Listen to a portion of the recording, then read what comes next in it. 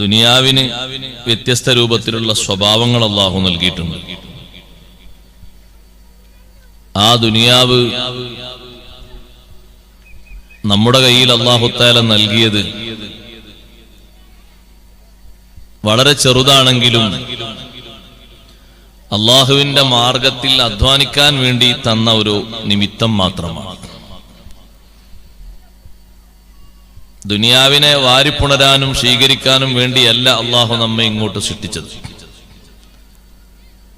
കുറച്ചൊക്കെ സൗകര്യങ്ങളും സംവിധാനങ്ങളും അല്ലാഹു നമ്മുടെ കയ്യിൽ ഏൽപ്പിച്ചിട്ടുണ്ട്, താൽക്കാലികമാണ്. ആ സൗകര്യങ്ങൾ സംവിധാനങ്ങൾ ഉപയോഗിച്ചുകൊണ്ട് ആഖിറം പടുത്തുയർത്തും.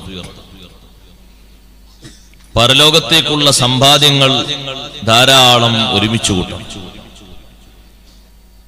ദുനിയാവിന്റെ ചതിയിലും വഞ്ചനയിലും നമ്മൾ പെട്ടുപോകാൻ പാടില്ല.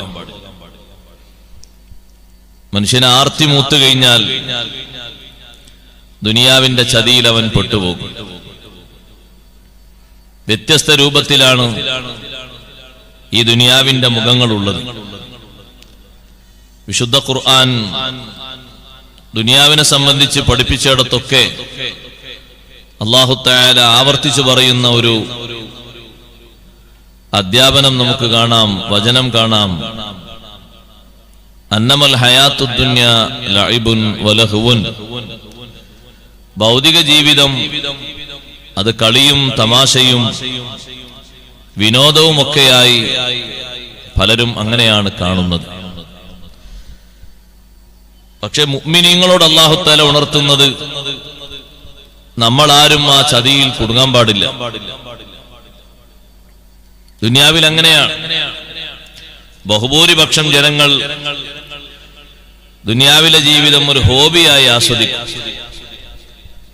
അവരുടെ ഇഷ്ടാനിഷ്ടങ്ങളൊക്കെ ഇവിടെ വെച്ച് നടക്കണം എന്ന് തീർച്ചപ്പെടുത്തി പലതും അവർ ചെയ്യും. പക്ഷെ പാരത്രിക ലോകത്തെ ജീവിതത്തിന് വേണ്ടി അല്ലാഹു തആല നമ്മളെ ഇവിടെ അധിവസിപ്പിച്ചപ്പോ, നമുക്ക് സൗകര്യങ്ങളും സംവിധാനങ്ങളും ഒക്കെ നൽകിയപ്പോ അല്ലാഹുവിനെ മറക്കാതെ, ദീനിനെ മറക്കാതെ, ആഖിറത്തെ മറക്കാതെ നമ്മൾ ഓരോരുത്തരും കഠിനാധ്വാനം ചെയ്ത് പരലോകത്തിന് വേണ്ടിയുള്ള സമ്പാദ്യം ഒരുക്കുകയാണ് വേണ്ടത്. ദുനിയാവിന്റെ പൊതുവെയുള്ള സ്വഭാവമാണ്, ദുനിയാവിന് വേണ്ടി മാത്രം ജീവിക്കുന്ന ആളുകളുടെ സ്വഭാവമാണ് ലഇബുൻ വലഹുവുൻ വസീന, അലങ്കാരം, അതുപോലെ തന്നെ ഭംഗി, ദുനിയാവിന്റെ മേക്കപ്പുകൾ. ദുനിയാവിന്റെ പൊതുവെ അഷ്റഫുൽ ഖൽഖ് സ്വല്ലല്ലാഹു അലൈഹി വസല്ലം നിങ്ങൾക്ക് അല്ലാഹു കാണിച്ചു കൊടുത്തത് ഒരു ഭംഗിയായിട്ട്. ഇത് റജബ് മാസമല്ലേ? റജബ് മാസത്തിലാണല്ലോ ഇസ്രാഉം മിഅ്റാജും ഒക്കെ നടന്നത്. ഇസ്രാഇന്റെ യാത്രയിൽ സയ്യിദുനാ റസൂലുള്ളാഹി സ്വല്ലല്ലാഹു അലൈഹി വസല്ലം തങ്ങൾ യാത്ര ചെയ്തുകൊണ്ടിരിക്കുമ്പോ കാണാൻ നല്ല ചൊങ്കും ചൊറുക്കുമുള്ള ഒരു സ്ത്രീ തങ്ങളെ വിളിച്ചു പോകുന്ന യാത്രയിൽ. തങ്ങൾ തിരിഞ്ഞു നോക്കിയില്ല. ഒരാളൊരു വഴിക്ക് പോകുകയാണെങ്കിൽ അയാൾ നേരെ പോകണ്ടേ, തിരിഞ്ഞു നോക്കാൻ പാടില്ല. അത് പഠിക്കേണ്ട വേറൊരു മാർഗമാണ്. ഒരു ലക്ഷ്യത്തിന് പോകുമ്പോ ആ ലക്ഷ്യത്തിന് വേണ്ടി അങ്ങനെ പോകണം. തിരിഞ്ഞു നോക്കിയിട്ടുണ്ടെങ്കിൽ ലക്ഷ്യത്തിലെത്തൂല. വിളിച്ചപ്പോൾ തങ്ങൾ തിരിഞ്ഞു നോക്കിയില്ല, നേരെ പോയി. പലരും വിളിച്ചിട്ടുണ്ട്, സലാം പറഞ്ഞിട്ടുണ്ട്. സലാം പറഞ്ഞ ചില ആളുകളോടൊക്കെ കൂടെയുള്ള ജിബ്രീൽ അലൈഹിസ്സലാം സലാം മടക്കാൻ നിർദ്ദേശിച്ചിട്ടുണ്ട്. ഒരു സഹോദര സ്ത്രീ ഇങ്ങനെ എല്ലാവിധ ചമൽക്കാരങ്ങളും സ്വീകരിച്ച് തങ്ങളെ വിളിച്ചപ്പോ തിരിഞ്ഞു നോക്കാതെ മുന്നോട്ട് പോയപ്പോ തങ്ങൾ ചോദിച്ചു, മൻ ഹാദി, ആരാണ് ഈ പെണ്ണ്? ജിബ്രീൽ അലൈഹിസ്സലാം പറഞ്ഞു, ഹാദിഹി ദുനിയാ, ദുനിയാവാണത്. തങ്ങളെങ്ങാനും തിരിഞ്ഞു നോക്കി ആ പെണ്ണിന്റെ വിളിക്ക് ഉത്തരം നൽകിയിരുന്നെങ്കിൽ ലഖ്താറതു ഉമ്മതുക അദ്ദുനിയാ അലൽ ആഖിറ, അങ്ങയുടെ ഉമ്മത്ത് ദുനിയാവിനേക്കാൾ ആഖിറത്തിനേക്കാൾ ദുനിയാവിന് പ്രാമുഖ്യം നൽകുമായിരുന്നു. ആഖിറത്തേക്കാൾ ദുനിയാവിൽ അവര് തിരഞ്ഞെടുക്കുമായിരുന്നു. തിരിഞ്ഞു നോക്കാത്തത് കൊണ്ട്, ഉത്തരം പറയാത്തത് കൊണ്ട് ഞങ്ങൾ രക്ഷപ്പെട്ടു. അള്ളാഹു ദുനിയാവിനെ കാണിച്ചു കൊടുത്തതൊരു ഭംഗിയായിട്ടാണ്. സീനത്തുൻ, ഒരു ചെറിയ ഭംഗിയുള്ള അലങ്കാരം, അസ്തമിക്കുന്ന അലങ്കാരമാണ് ദുനിയാവ്. നിലനിൽക്കുന്ന ലോകമല്ല, എന്നെന്നും സുഖിക്കാനുള്ള കേന്ദ്രവുമല്ല. അതുകൊണ്ടാണ് വസീനത്തുൻ, ഒരു ചെറിയ ഭംഗിയാണ്. വതഫാഖുറും ബൈനകും വതകാസുറും ഫിൽ അംവാലി വൽ ഔലാദ്, നിങ്ങൾക്കിടയിൽ പരസ്പരം അഹങ്കാരം പറയുക, പവർ പറയുക ദുനിയാവിന്റെ ഒരു സ്വഭാവമാണ്. എല്ലാ സ്ഥലങ്ങളിലും നോക്ക്, നിങ്ങൾ ചർച്ച മുഴുവനും അതാണ്. എവിടെങ്കിലും ഒരുമിച്ചുകൂടി നാലാളുകൾ വർത്തമാനം പറയുമ്പോ പരലോകമല്ല കയറി വരുന്ന വിഷയം. ദുനിയാവിലെ വർധനവിനെ പറ്റിയും ദുനിയാവിലെ കുറവിനെ പറ്റിയും വരവ് ചെലവ് കണക്കുകൾ എങ്ങനെയാണ് മുന്നോട്ട് കൊണ്ടുപോകേണ്ടത് എന്നതിനെ പറ്റിയുമുള്ള ചർച്ചയാണ്. ഇനി വരുമാനം എങ്ങനെ, ഇനി ഏത് സ്വീകരിക്കണം, ഏത് മാർഗങ്ങളിലേക്ക് പോകണം, നിത്യേനയുള്ള മനുഷ്യന്റെ ചർച്ചകൾ ആരംഭിച്ചുകൊണ്ടിരിക്കുന്നതാണ്. 80-85 വയസ്സായ ഒരാളും ചിന്തിക്കുന്നത് 10-20 വർഷത്തെ ഗ്യാരണ്ടിയുള്ള വാറണ്ടിയുള്ള ഒരു മൊബൈൽ ഫോൺ കയ്യിൽ കിട്ടണം. ഒരുപക്ഷെ അടുത്ത മാസം തന്നെ ആള് കാലിയാവും. ചെറിയ സൗകര്യത്തിന്റെ ഉപകരണം മതി എന്നല്ല, വലിയ സൗകര്യങ്ങൾ വേണമെന്നാണ് പ്രായാധിക്യത്തിലുള്ള ആള് ചിന്തിക്കുന്നത്. ദുനിയാവിന്റെ സ്വഭാവം അങ്ങനെ. തകാസുറും ഫിൽ അംവാലി വൽ ഔലാദ്, സന്താനങ്ങളിലും സമ്പത്തിലുമുള്ള വർധനവ്, അതിന്റെ പെരുമ പറയൽ, പെരുമ്പറ പറയൽ. അയാൾക്ക് അത്ര ഉണ്ട്, ഇയാൾക്ക് ഇത്ര ഉണ്ട്, അല്ലേ? ഇബാദത്തിന്റെ കാര്യം ആരെങ്കിലും പറയുന്നുണ്ടോ? അയാൾ അങ്ങനെ നിസ്കരിക്കുന്ന ആളാണ്, നല്ല നടപടിക്കാരനാണ്, ഇത്ര ഖത്മ തീർക്കുന്ന ആളാണ്. നിങ്ങൾ ആരെയും കേട്ടിട്ടുണ്ടോ അങ്ങനെ ചർച്ച ചെയ്യുന്നത്? ഇത്ര ഖത്മ അയാൾ മാസം തീർക്കുന്ന ആളാണ്, എല്ലാ ആഴ്ചയും ഇത്ര സ്വലാത്തെല്ലുന്ന ആളാണ്. അങ്ങനെ കേട്ടിട്ടുണ്ടോ? തിരിച്ചു കേട്ടിട്ടുണ്ടാവും. അയാളൊരു വർഷത്തെ വരുമാനം എത്രയാണ്, ഒരു മാസത്തെ വരുമാനം എത്രയാണ്?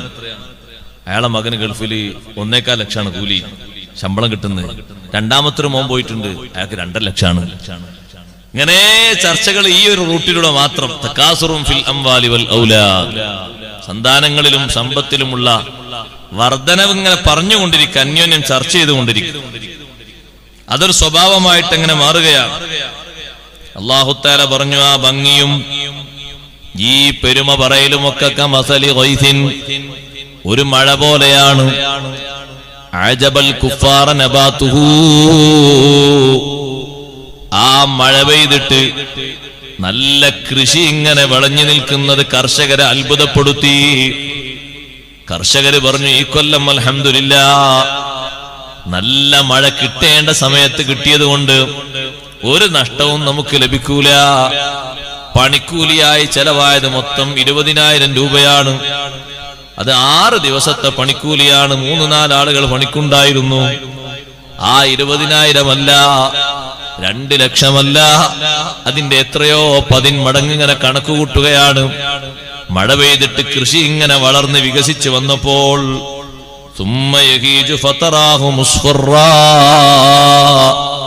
പിന്നെ ഒരു കാറ്റങ്ങടിച്ചു, ഒരൊറ്റ കാറ്റ്. കാറ്റടിച്ചപ്പോൾ ഈ കൃഷിയിടം മുഴുവനും മഞ്ഞ ബാധിച്ചു. പിന്നത് കറുപ്പിലേക്ക് നീങ്ങി കരിഞ്ഞുപോയി.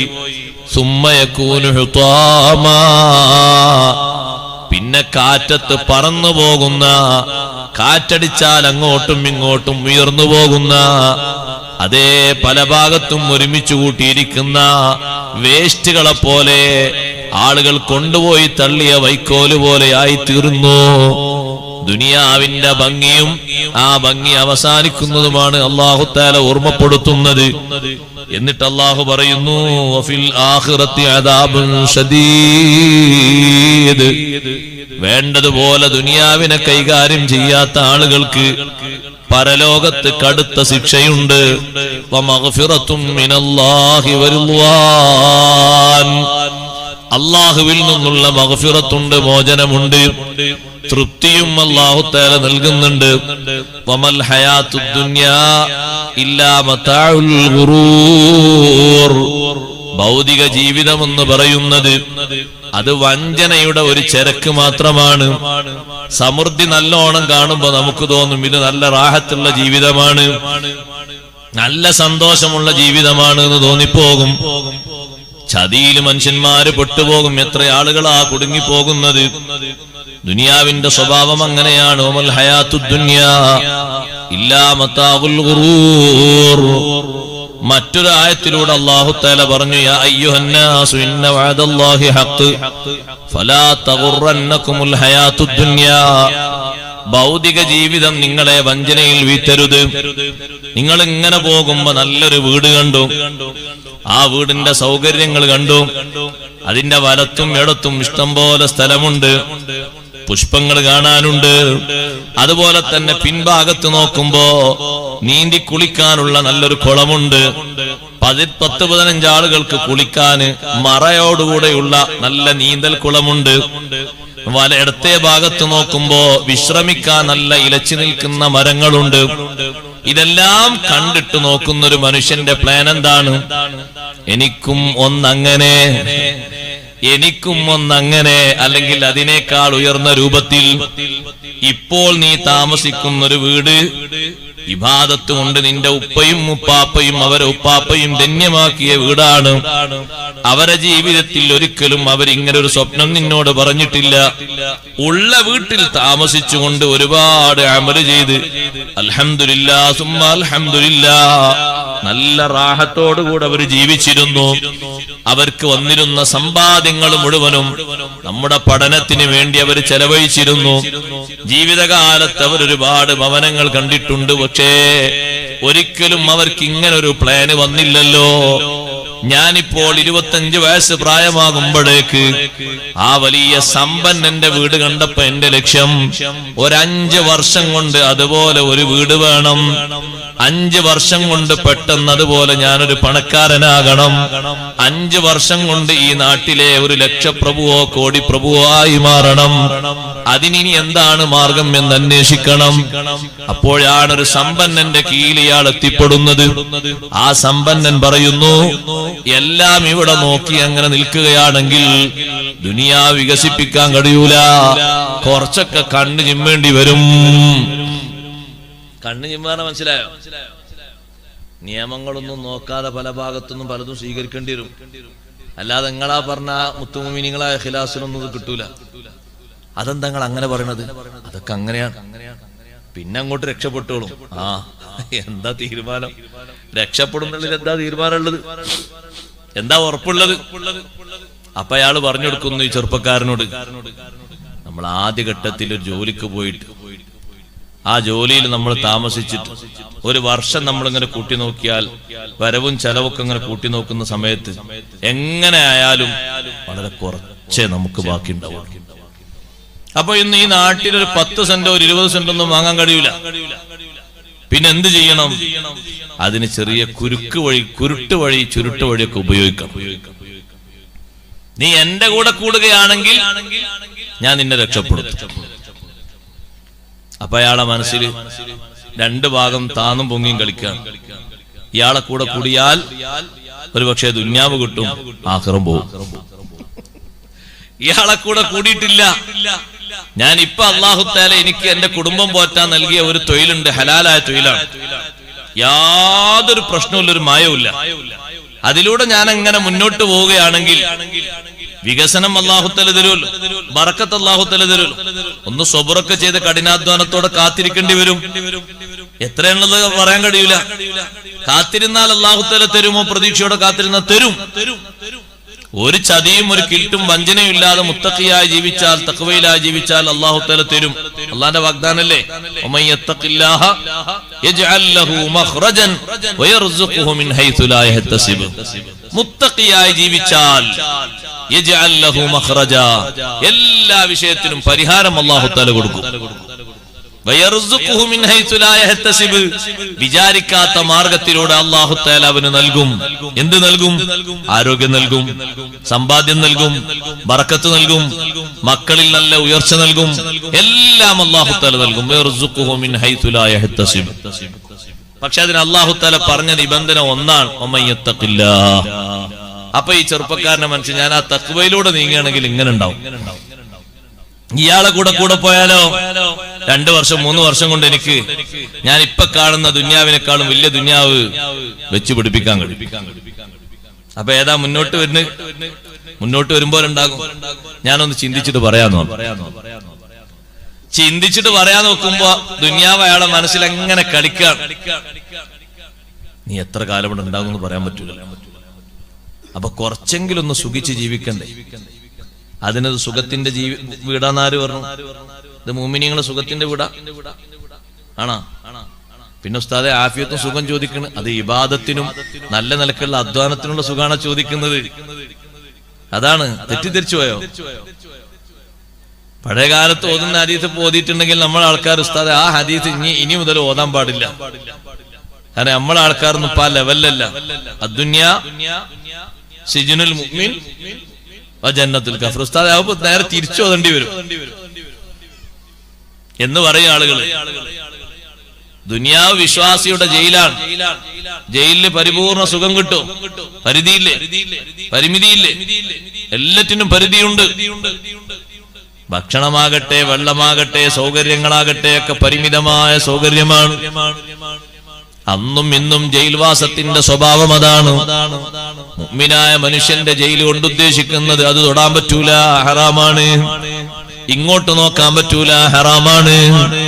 അങ്ങോട്ട് പോയി ചാടാൻ പറ്റൂല, ഹറാമാണ്. അപ്പൊ പരിധിയായ ഹലാലിന്റെ ഉള്ളിൽ മാത്രം ഒതുങ്ങി നീ കഴിയണം. നിന്റെ ജയില് ആ ഹറാമുകളാണ്. അതിലേക്ക് നീ തൊടാൻ പാടില്ല, നോക്കാൻ പാടില്ല, സ്പർശിക്കാൻ പാടില്ല, സ്വീകരിക്കാൻ പാടില്ല, കൊടുക്കാൻ പാടില്ല. എല്ലാം നിനക്ക് ലിമിറ്റ് ചെയ്തു പോയി. അതേ സമയത്ത് ഈമാനില്ലാത്ത മനുഷ്യനോ അവന് നിയമങ്ങളില്ലല്ലോ, നിബന്ധനകളില്ലല്ലോ. എന്തും യഥേഷ്ടം സ്വീകരിക്കാം, എന്തും ഭക്ഷിക്കാം, എന്തും കുടിക്കാം, ഏത് വിധേനയും ഉല്ലസിക്കാം. എല്ലാ സ്ഥലങ്ങളിലേക്കും വിശ്വാസികൾക്ക് പോകാൻ പറ്റൂല. എല്ലാ സ്ഥലങ്ങളിലും പോയി നമുക്ക് ഇരിക്കാൻ പറ്റൂല. എല്ലാ സ്ഥലങ്ങളിലും യഥേഷ്ടം പോയി നമുക്ക് സഞ്ചരിക്കാൻ പറ്റൂല. തടസ്സങ്ങളുണ്ട്, പ്രയാസങ്ങളുണ്ട്, പ്രതിസന്ധികളുണ്ട്. ഈ നിയമമില്ലാത്തവനോ ഏത് സ്ഥലത്തേക്കും പോകാം, എങ്ങനെയും സുഖിക്കാം, ഏതും കുടിക്കാം, എന്തും ഭുജിക്കാം. അയാൾക്ക് ഇന്നതേ ഉള്ളൂ എന്ന തീരുമാനമില്ലല്ലോ. അതുകൊണ്ടാണ് അത്തരക്കാരെ പറ്റി അല്ലാഹ് പറഞ്ഞത് വയകുലൂന കമാ തഅകുലുൽ അൻആം. ദുനിയാവിലെ സുഖിയന്മാര് അവര് ഭക്ഷിക്കുന്നു, കമാ തഅകുലുൽ അൻആമു, കന്നുകാലികൾ ഭക്ഷിക്കും പോലെ. കാട്ടിൽ പോകുന്ന പശുക്കള്, ആടുകളെ നോക്ക് നിങ്ങൾ. ഒരു ഇല മാത്രമേ അവർ കടിക്കൂ, ഭക്ഷിക്കൂ എന്നില്ല. അവർക്കൊരു വേലി അല്പം ഇങ്ങനെ പൊളിഞ്ഞു കണ്ടാൽ അത് ആരാന്റെ ഒരു പറമ്പാണ് എന്നവർക്ക് നിയമമില്ല. അവിടെ ഇപ്പോൾ കഴിഞ്ഞ ദിവസം തന്നെ കുഴിച്ചിട്ടിട്ട് നല്ല വിലപിടിപ്പുള്ള ഒരു ചെടിയാണ് പൊങ്ങി വരുന്നത്. അതിന്റെ തൂമ്പ് കടിക്കാൻ പാടില്ല എന്നും നിയമങ്ങളില്ല.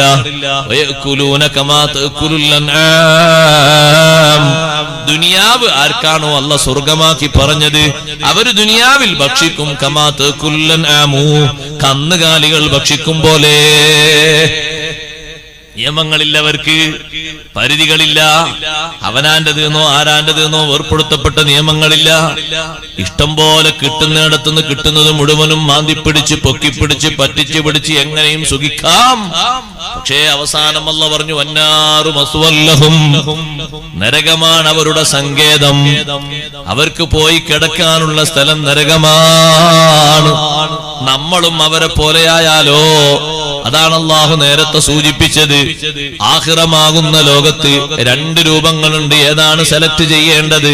വഫിൽ ആഖിറത്തി അദാബുൻ ശദീദ് വമഗ്ഫിറത്തും മിനല്ലാഹി വറിദ്വാൻ. കടുത്ത ശിക്ഷയുണ്ട് ഒരു ഭാഗത്ത്, മറ്റൊരു ഭാഗത്ത് അല്ലാഹുവിന്റെ മഗ്ഫിറത്തും അല്ലാഹുവിന്റെ പൊരുത്തവുമുണ്ട്. ഏത് ഭാഗമാണ് സ്വീകരിക്കേണ്ടത്? ഏത് രൂപമാണ് സ്വീകരിക്കേണ്ടത്? ആ ചെറുപ്പക്കാരന്റെ മനസ്സിൽ ദുനിയാവും ആഖിറവും ഇങ്ങനെ മിന്നിമറിയുകയാണ്. അവസാനം ദുനിയാവ് അവനെ കീഴ്പ്പെടുത്തിയിട്ട് മുതലാളിയോട് പറഞ്ഞു നിങ്ങളെ കൂടെ കൂടാം. മുതലാളി പറഞ്ഞെങ്കിൽ ശരി, നീ ഒക്കെ റെഡിയാക്കി, ടിക്കറ്റ് ഒക്കെ റെഡിയാക്കും, ഞാൻ അടുത്ത മാസം പോകും, എന്റെ കൂടെ പോരണം. അങ്ങനെ പോയി കൂടെ പോയി. അയാൾക്ക് വലിയൊരു മാർക്കറ്റ്. ആ മാർക്കറ്റിൽ എന്താ ഉള്ളത്? ആടിനെ അറുത്ത് ബിരിയാണി ആക്കിയിട്ട് ചെമ്പ് ഓരോ ടൈമിൽ ഇങ്ങനെ നിശ്ചിത ആളുകളിലേക്ക് കൊടുക്കും. തെറ്റൊന്നുമില്ലല്ലോ, തെറ്റുണ്ടോ? തെറ്റൊന്നുമില്ല. എന്താ കണ്ട മാത്രം തെറ്റൊന്നുമില്ല. പക്ഷേ മുതലാളി ഇയാളോട് പറഞ്ഞു, ചിലപ്പോ വലിയ കല്യാണങ്ങളൊക്കെ വരുമ്പോ, നല്ല ശ്രദ്ധിക്കട്ടോ, വലിയ കല്യാണങ്ങളൊക്കെ വരുമ്പോ 50 ആട് 100 ആടൊക്കെ ഇറക്കാനുണ്ടാവും. അപ്പൊ ബിരിയാണിയിൽ ഇങ്ങനെ പീസ് പീസാക്കി അല്ലേ ഇടുക, ആടെ മൊത്തം ഇങ്ങനെ കൊണ്ട് ചെമ്പിലിടൂലല്ലോ, പീസ് പീസാക്കി ഇടും. അങ്ങനെയുള്ള വലിയ വലിയ കല്യാണങ്ങൾ വരുമ്പോ ഒരു 20 ആടിനെ അങ്ങോട്ട് മാറ്റി വെക്കണം. 20 ആടിനെ മാറ്റി വെക്കണോ? 100 ആടിനെ തന്നാൽ 80 ആടിനെ അറുത്തിട്ട് നല്ല ബിരിയാണി ആക്കിയിട്ട് ചെമ്പിൽ കൊടുക്കും. ചെമ്പ് തുറന്നിട്ട് ഇപ്പൊ ഓരോരുത്തർ എല്ല് എണ്ണാൻ നിൽക്കുവോ? കല്യാണത്തിന് കൊണ്ടാലേ എല്ല് എണ്ണാൻ നിൽക്കുക. അപ്പൊ ആ ചെമ്പ് അങ്ങനെ കണക്കിന് അങ്ങനെ പോകും. 100 ആടിനെ അർത്ഥത്തിനാണ് കാശ് വാങ്ങുന്നത്. 100 ആടിനെ അർത്ഥോ? അർത്ഥില്ല. തെറ്റൊന്നവിടെ. 20 ആടിനെ കട്ടെടുത്തു വെച്ചു. പിന്നെ വേറെ ആളുകള് ആടിനൊക്കെ നിങ്ങളെ തന്നെ സ്വീകരിച്ചിട്ട് ഒരു 10 ആടിന്റെ ഒരു ബിരിയാണി ആക്കി തരുന്ന പറയുമ്പോ ഇതിൽ നിന്ന് ഒരു 10 ആട് എടുത്തിട്ട് അവർക്ക് ബിരിയാണി കൊടുക്കുന്നു. കണ്ടാ, കാശ് വാങ്ങുന്നു. അങ്ങനെ ആകുമ്പോ ഈ ചെറുപ്പക്കാരന് ഒരു മാസം കൊണ്ട് തന്നെ 5 ലക്ഷം 6 ലക്ഷം ഒക്കെ കിട്ടുന്നു. കാരണം ഓരോ ദിവസവും 20 ആടിനെ എടുത്തു വെച്ചാൽ എത്ര കാശായി? നോക്കൂ സഹോദരങ്ങളെ, ചതിയാണ്. തസ്കരന്മാരായ രൂപത്തിൽ ജനങ്ങളെ വെട്ടിച്ചുകൊണ്ട്, അള്ളാഹുവിനെ ബന്ധിച്ചുകൊണ്ട്, അള്ളാഹുവിന്റെ നിയമങ്ങൾ എതിർത്തുകൊണ്ട് ചെയ്യുന്ന ചതിയാണ്. വിശ്വസിച്ച് ഏൽപ്പിച്ചതിലാണ് ഈ ചതി ചെയ്യുന്നത്. 100 ആടുകളെ കൊടുത്തിട്ട് ബിരിയാണിയാക്കാൻ വേണ്ടി കൊടുത്തത്, മന്തിയാക്കാൻ വേണ്ടി കൊടുത്തത് 80 എണ്ണം മറുത്തിട്ട് നല്ല ചെമ്പ് ചെമ്പാക്കി ഇങ്ങനെ ഇറക്കി കൊടുത്തു. അതങ്ങനെ വാഹനത്തിൽ കൊണ്ടുപോയി കല്യാണ വീട്ടിലെത്തിച്ചു. വീട്ടുകാര് ചോദിക്കുന്നു, ഭക്ഷണത്തിന് നല്ല ടേസ്റ്റ് ഉണ്ടല്ലോ, ആരാ ഉണ്ടാക്കിയത്? അപ്പൊ കാർഡ് കൊടുത്തത്, ഈ കാർഡ് ഇവിടെ ഉണ്ടാക്കിയത്. അടുത്ത ആഴ്ച നമ്മളെ വീട്ടിൽ കല്യാണം, അവരെ തന്നെ നടക്കണം. ആളുകൾക്ക് അറിയില്ലല്ലോ, ആളുകൾക്ക് ഇതിന് ടേസ്റ്റ് അല്ലേ അറിയൂ. അങ്ങനെ അടുത്ത ആഴ്ച കൊണ്ടുവന്നു. എത്ര ആളാ കല്യാണം? കല്യാണം വലിയ കല്യാണമാണ്, കുറെ ആൾക്കാർ പങ്കെടുക്കണം, വലിയൊരു കുടുംബമാണ്, വലിയ തറവാടാണ്. അതുകൊണ്ട് വൈകുന്നേരവും രാത്രിയായിട്ട് 2 സെക്ഷനായിട്ടാണ്, അല്ലാതെ അവിടെ സൗകര്യമില്ല. വൈകുന്നേരത്തേക്ക് ഒരു 50 ആടും, രാത്രിയിലേക്ക് ഒരു 100 ആടും. അപ്പൊ 50 ആടിൽ നിന്ന് ഒരു 10 ആടും, 100 ആടിൽ നിന്ന് 20 ആടും, 30 ആടിനെ കിട്ടി. ഞാനൊരു ഉദാഹരണം പറഞ്ഞതാണ്. ഉസ്താദി നാട്ടിൽ ആരോ ഒരു കഥ വന്ന് പറയണം. അല്ലല്ല, ഞാനൊരു ഉദാഹരണം പറയാണ്. വഞ്ചനയുടെ ഒരു മുഖം പറയാം, ദുനിയാവിന്റെ സ്വഭാവം. അപ്പൊ ആ ചെറുപ്പക്കാരന് ഒരു കൊല്ലം കഴിഞ്ഞിട്ട് നാട്ടിൽ വന്നു. നിങ്ങളുടെ നാട്ടിൽ പോയ ഏതോ ആൾക്കാർ അങ്ങനെ ഉണ്ട്, നിങ്ങൾ കരുതണ്ട കേട്ടോ. നല്ല നിലക്ക് ജോലി എടുത്ത് കൂടുന്ന ആൾക്കാരായിരിക്കും. ഞാൻ വല്ല തെറ്റിദ്ധരിച്ച് പറയാന്ന് കരുതണ്ട. ഞാൻ ഉദാഹരണം പറയാൻ തന്നില്ലേ? ആൾക്കാർക്ക് ചിന്തിക്കും, ഉസ്താദ് ഈ നാട്ടിൽ അങ്ങനെ ആരെങ്കിലും ഉണ്ടോ ആടി നടക്കുന്നത്? അങ്ങനെ ചിന്തിക്കേണ്ടെന്നാണ്. പിന്നെ അങ്ങനെ തന്നെ ആൾക്കാർ ചിന്തിക്കുക, എന്തൊരു കഷ്ടം. ഒരു ഉദാഹരണം പറയാൻ പറ്റൂല. ഒരു ഉദാഹരണം പറഞ്ഞാൽ അപ്പൊ ചിന്തിക്കും, നമ്മുടെ നാട്ടിൽ ആരോ പറ്റിയാണല്ലോ. ആരോ പറ്റിയ ഞാൻ സ്വന്തത്തെ പറ്റി തീരുമാനിച്ചാൽ മതി, കുഴപ്പമില്ല. നിങ്ങളെ നാട്ടിൽ നിന്ന് പോയ പ്രവാസികളെ പറ്റില്ല, അവർക്ക് നല്ല സംഭാവന കൊടുത്തയച്ചവരാണ്. അള്ളാഹു ബർക്കത്ത് കൊടുക്കട്ടെ. ഇറച്ചിയിലേക്കും അന്നദാനത്തിലേക്കും നല്ല കാശ് കൊടുത്ത, നേരത്തെ വായിച്ചു കണ്ടില്ലേ, നല്ല സംഭാവനകൾ എല്ലാവരും കൊടുക്കണം. അള്ളാഹു ബർക്കത്ത് ചെയ്യുമാറാട്ടെ. ഞാൻ ഇപ്രദേശത്തുള്ള ആരും ഉദാഹരണമാക്കി പറഞ്ഞതല്ല, ഞാൻ ദുന്യാവിന്റെ ഒരു മുഖം പറഞ്ഞതാ, ഒരു ഉദാഹരണം പറഞ്ഞതാണ്.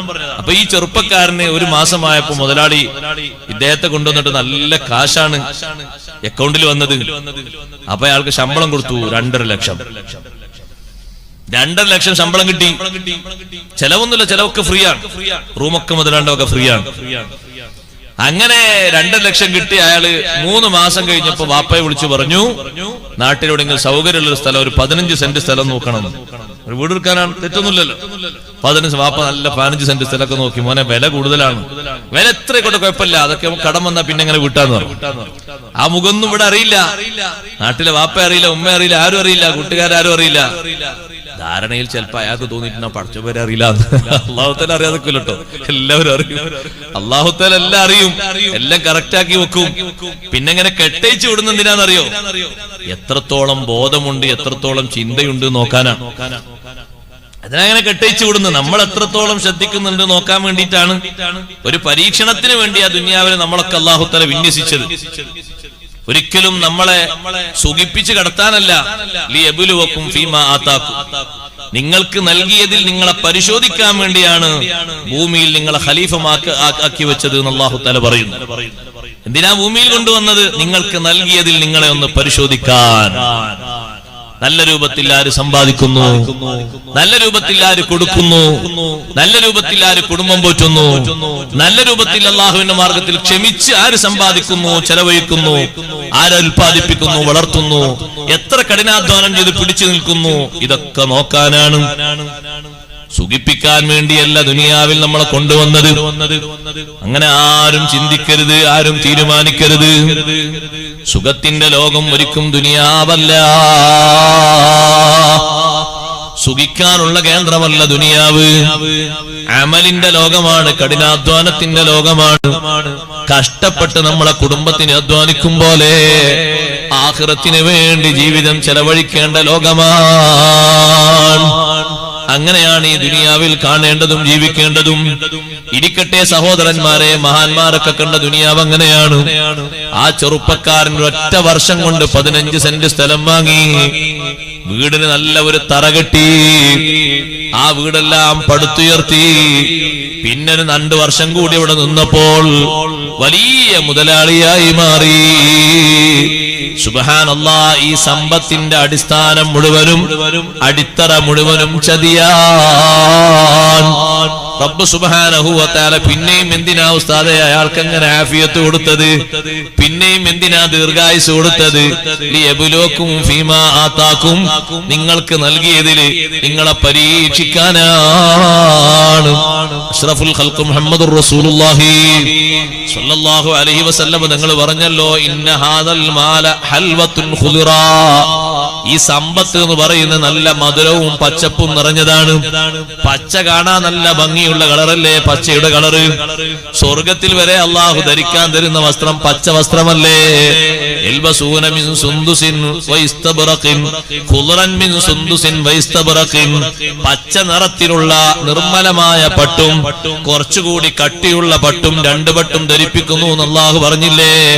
പച്ച പൊതുവെ ആളുകൾക്ക് ദഹിക്കുന്ന നല്ലോണം സന്തോഷം നൽകുന്ന ഒരു കളറാണ്. സമ്പത്തിന്റെ സ്വഭാവം അങ്ങനെയാണ്, അതിന് നല്ല മധുരമാണ്. മധുരം കഴിക്കാൻ പറ്റാത്തവർക്കും താല്പര്യം മധുരത്തിനോടായിരിക്കും. സമ്പത്തിന്റെ സ്വഭാവം അങ്ങനെയാണ്.